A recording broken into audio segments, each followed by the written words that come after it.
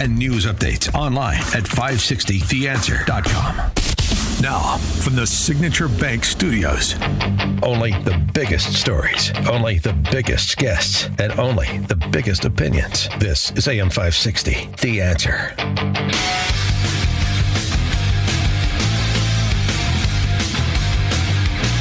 Top of the morning, Dan Proft here. And again, Cook County Board President Toni Preckwinkle, she feels good.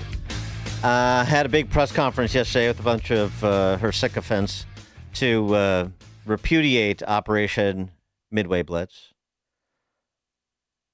saying that it is causing concern in the community and mistrust of law enforcement, things that a sanctuary county politician would have to say to defend their untenable position. These practices create fear in our neighborhoods and erode trust in law enforcement. Plainclothes agents, unmarked cars, and the refusal to provide identification are not hallmarks of transparency or accountability. Instead, they raise the risk of abuse, intimidation, and impersonation. This is unacceptable. Unacceptable. How is Operation Midway Blitz going? I've seen the reporting that suggests 250 persons in this country illegally in the Chicagoland area. Many, if not all, who pose a public safety threat have been taken into custody. But for details on it, pleased to be joined by Marcos Charles, who is the ICE Enforcement and Removal Operations Acting Executive Associate Director. Marcos Charles, thanks for joining us. Appreciate it. Hey, Dan, thanks for having me on the show. So can you give us the drilled, I mean, if you want to respond to Toni Preckwinkle and Brandon Johnson and J.B. Pritzker and the rest of them, you're welcome to do that. But in addition to that, the breakdown of what Operation Midway Blitz has produced so far. Yeah, no. So first off, again, thank you for having me on the show. We've been operating Operation Midway Blitz since last Saturday. Since then, we've apprehended several hundred people, definitely over 400. We're looking at the worst of the worst. Some of these people that we're arresting been arrested and released from these sanctuary areas, such as the Illinois and Chicago area, for sexual assault, kidnapping, rape, sex offense against children, aggravated assault, firearms, DUI, drug trafficking, human trafficking. I mean, this is the list of the worst crimes that are out there, even including indecent exposure and some with terrorism ties.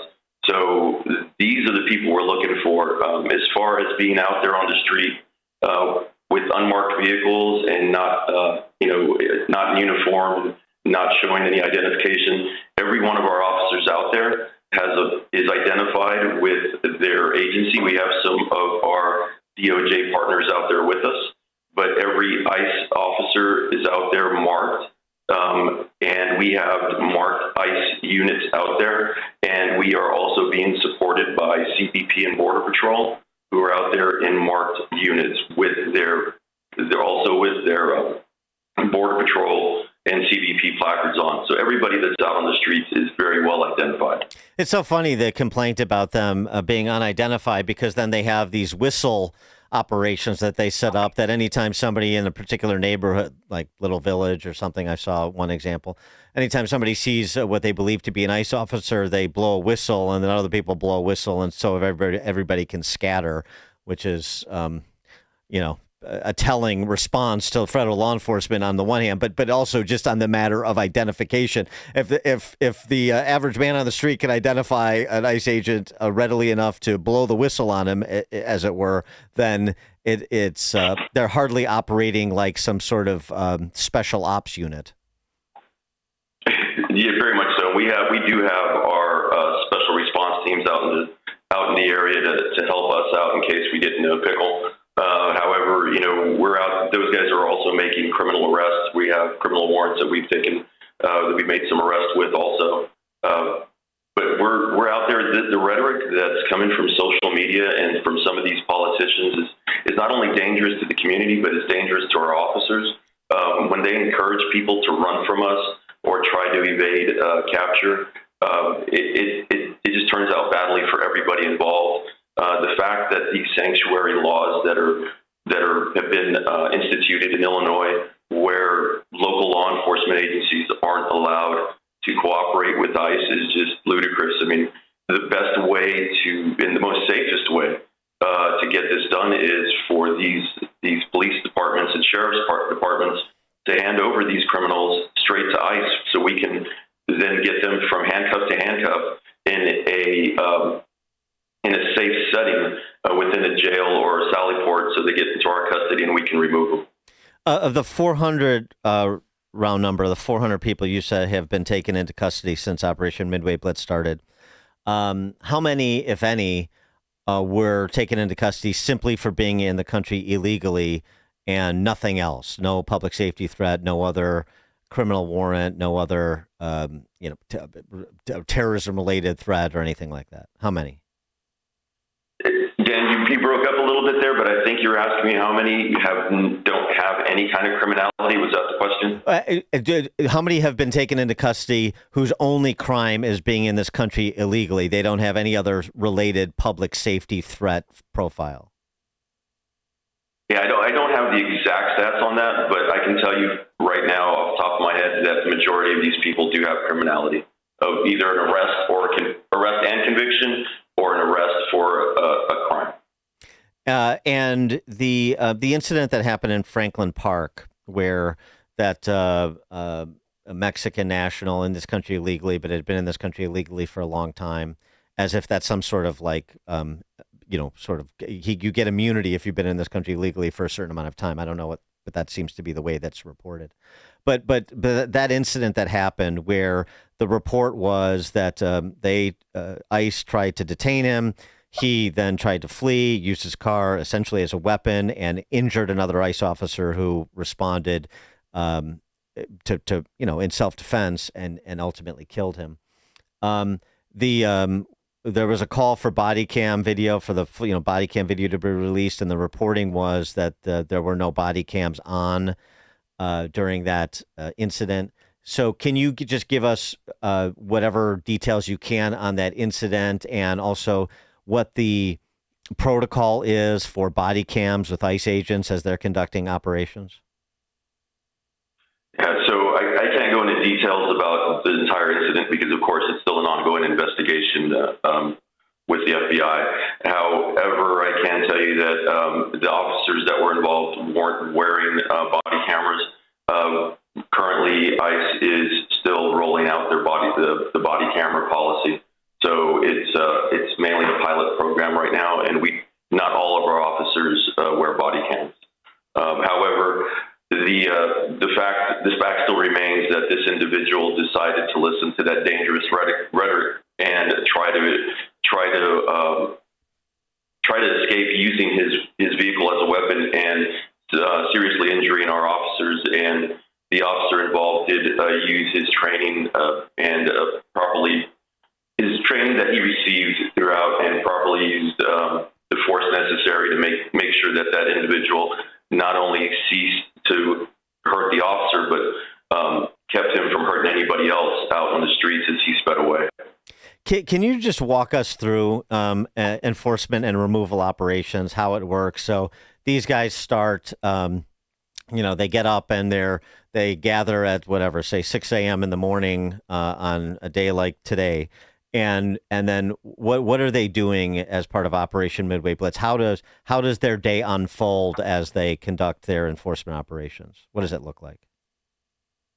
So they go to bed early, wake up super early to get prepared for the target list that they have for the day.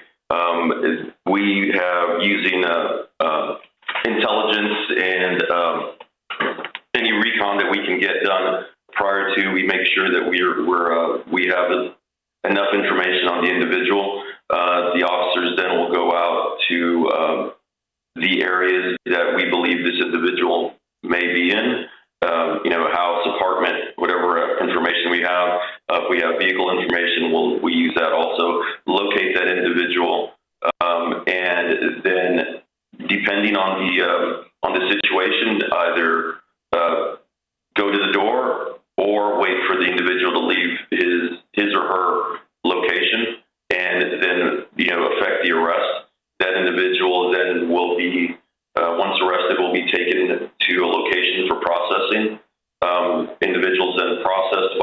team. The arrest team then goes out looking for the next target. And then after processing for that individual, they'll go through their due process and go through removal proceedings unless this individual already has a final order removal that has been given to him by an immigration judge.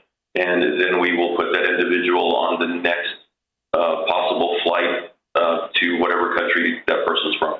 How do you rank order prioritize the pickup list on a daily or weekly or monthly basis? We look primarily for the baddest of the bad. However, we do have within that list you have a list of people that have committed crimes. Maybe they're not terrorists, but they have an aggravated assault on a police officer or a weapons charge or DUI. It could be any crime whatsoever. And if you're working, for example, if we're up in Schaumburg and there are on your list you have 6 people living in Schaumburg, we're going to try to get all 6 that are living in that area during that day. And is there any sort of time horizon, the surge in resources under the heading Operation Midway Blitz? Is there any finite time period that there's going to be this increased presence in Chicago, or is it open ended? It's open ended. It's an indefinite suspense date on this currently. We'll be out here doing the surge operation, indefinitely. However, I can say this: even once the surge has slowed down, we've always had a presence here in the Chicagoland area, and the officers that work this area will continue to do so. Well, what's ICE's role, either sort of as a standalone or in collaboration with other agencies, when it comes to trying to find more of those unaccompanied minors that disappeared into this country under the Biden administration? We talked quite a bit about the report last week that almost 23,000 unaccompanied minors have been located by the federal government. Unfortunately, more than 24 are dead. There have been 400 arrests made. This was Fox News's reporting on this. So all the fraud within that program of not vetting the sponsors for these minor children and them being exploited or worse. This is all starting to come out. But the more important thing is the work that's being done to actually find them and try to bring them into a place of safety. And I'm not sure I understand exactly what ICE's role is in that sort of combined effort.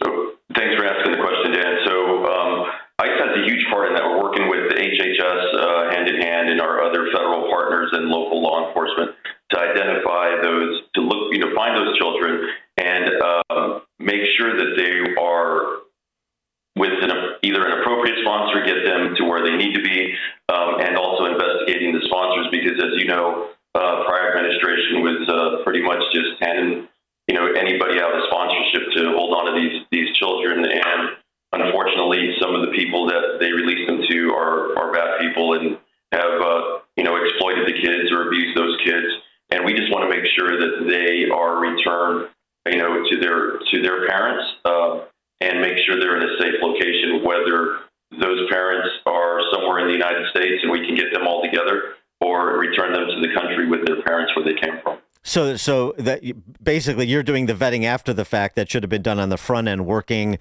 with whatever information you have on sponsors that were given these unaccompanied minors, and then trying to locate those who you don't have a fix on at this point. 100%, sir. Marcos Charles. Sorry, go ahead. It's a daunting task. Well, we're doing it every day. I know it's hard to quantify these numbers because of the lack of vetting and record keeping and so forth. But I mean, there have been estimates: 80,000 unaccompanied minor children, 130,000. Do you have any idea what that number is? I wish I could give you that number off the top of my head, but it's up there in that area for sure. Marcos Charles, ICE Enforcement and Removal Operations Acting Executive Associate Director. Marcos Charles, thanks so much for joining us. Appreciate it. Thank you, Dan. I appreciate your time. And he joined us on the Turnkey.Pro answer line. Hear about the big stories of the day, then talk about them right here on Chicago's Morning Answer on AM 560. The Answer. So how long were you told you'd be on that medication you're taking? That's what I thought.